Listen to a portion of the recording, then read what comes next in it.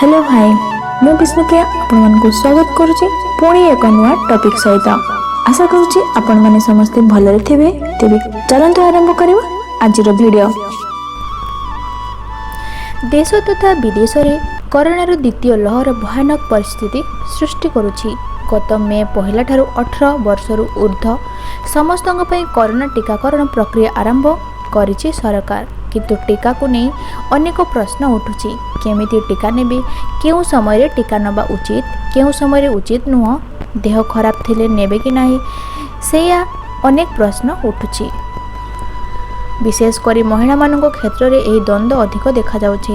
ମହିଳାମାନଙ୍କ ମାସିକ ଧର୍ମ ସମୟରେ ଟିକା ନେଲେ କ'ଣ ପ୍ରଭାବ ପକାଇବ, ଏ ନେଇ ବି ଏକ ଦ୍ୱନ୍ଦ୍ୱ ରହିଛି।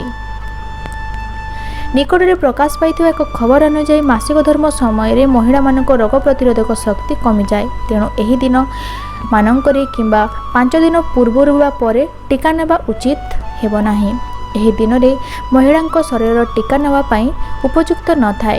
ଆଉ ଏକ ସୂଚନା ଅନୁଯାୟୀ ଟିକାର ପ୍ରଥମ ଡୋଜ୍ ଶରୀରର ଇମ୍ୟୁନିଟି ବା ରୋଗ ପ୍ରତିରୋଧ ଶକ୍ତି ଉପରେ ପ୍ରଭାବ ପକାଏ।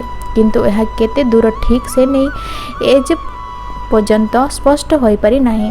ଏସବୁ ଦିଗ ପ୍ରତି ବେଳ ଥାଉ ଥାଉ ସତର୍କ ଓ ସଚେତନ ରହିବା ଉଚିତ, ନଚେତ୍ ଭବିଷ୍ୟତରେ ଅସୁବିଧା ଭୋଗିବାକୁ ପଡ଼ିପାରେ। ପିରିୟଡ଼ ସହ କରୋନା ଭ୍ୟାକ୍ସିନକୁ ନେଇ ସେମିତି କିଛି ଠୋସ୍ ପ୍ରମାଣ ପ୍ରକାଶ ପାଇପାରି ନାହିଁ କି ସେମିତି କିଛି ହେଉଥିବା ନେଇ ଅଭିଯୋଗ ସାମ୍ନାକୁ ଆସିନାହିଁ। ଅନ୍ୟପକ୍ଷରେ ଗୁରୁଗାଁଓ ସ୍ଥିତ ଜଣେ ଜଣାଶୁଣା ଡାକ୍ତରଙ୍କ କହିବା ଅନୁଯାୟୀ ମହିଳାମାନଙ୍କ ପିରିୟଡ଼୍ସ ଉପରେ ଭ୍ୟାକ୍ସିନର କୌଣସି ପ୍ରଭାବ ନାହିଁ। ବିନା କୌଣସି ଦ୍ୱନ୍ଦ୍ୱରେ ଏହାକୁ ନିଆଯାଇପାରିବ, ବରଂ ଯଥାସମ୍ଭବ ଶୀଘ୍ର ନେବା ଉଚିତ। ତାଙ୍କ ମତରେ ଆମେ ସମସ୍ତେ ଜାଣି ରଖିବା ଉଚିତ କି ମାସିକ ଧର୍ମ ହେଉଛି ଏକ ପ୍ରାକୃତିକ ପ୍ରକ୍ରିୟା। ଶରୀରର ଇମ୍ୟୁନିଟିକୁ ଏହା କୌଣସି କ୍ଷତି ପହଞ୍ଚାଏ ନାହିଁ। ଏହା ବ୍ୟତୀତ କିଛି ଲୋକଙ୍କର ଧାରଣା ରହିଛି ଯେ ଏହି ଟିକା ନେବା ଦ୍ୱାରା ଉଭୟ ପୁରୁଷ ଓ ମହିଳାଙ୍କର ରିପ୍ରଡକ୍ସନ୍ ଉପରେ କ୍ଷତି ପହଞ୍ଚିପାରେ। କିନ୍ତୁ ସ୍ୱାସ୍ଥ୍ୟ ବିଶେଷଜ୍ଞଙ୍କ ଅନୁଯାୟୀ ଟିକାର ସେହିପରି କୌଣସି ପ୍ରଭାବ ନାହିଁ। କିନ୍ତୁ କିଛି ଦିନ ତଳେ ଏସ୍ଏସ୍ବି ମେଡିକାଲ କଲେଜର ଜଣେ ବରିଷ୍ଠ ଡାକ୍ତର ପ୍ରକାଶ କରିଛନ୍ତି ଗର୍ଭବତୀ ଓ ପିଲାଙ୍କୁ କ୍ଷୀର ଦେଉଥିବା ମହିଳା ଟିକା ନେଇପାରିବେ ନାହିଁ।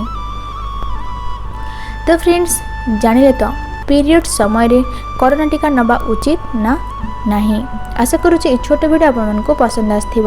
ଯଦି ପସନ୍ଦ ଆସିଥିବ ତାହେଲେ ଭିଡ଼ିଓକୁ ଲାଇକ୍ କରନ୍ତୁ, ସେୟାର କରନ୍ତୁ, ଆଉ ଆମ ଚ୍ୟାନେଲ୍ ସହିତ ଯୋଡ଼ି ରହିବା ପାଇଁ ଆମ ଚ୍ୟାନେଲକୁ ସବସ୍କ୍ରାଇବ୍ କରିଦିଅନ୍ତୁ। Thank you friends.